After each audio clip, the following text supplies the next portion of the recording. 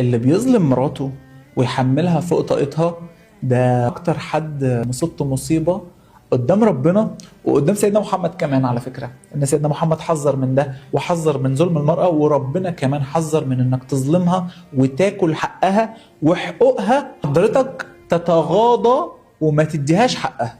ربنا بيقول يا أيها الذين آمنوا لا يحل لكم أن ترثوا النساء كرها ولا تعضلوهن لتذهبوا ببعض ما آتيتموهن إلا أن يأتين بفاحشة مبينة وعاشروهن بالمعروف. ولا تعضلوهن دي ما تضغطش عليها عشان تعمل لك الحاجة اللي انت عايزها، ما تحرمهاش من حقوقها، ما تحاولش ان حضرتك تحاصرها علشان تاخد حاجة هي مش من حقك ومن حقها هي.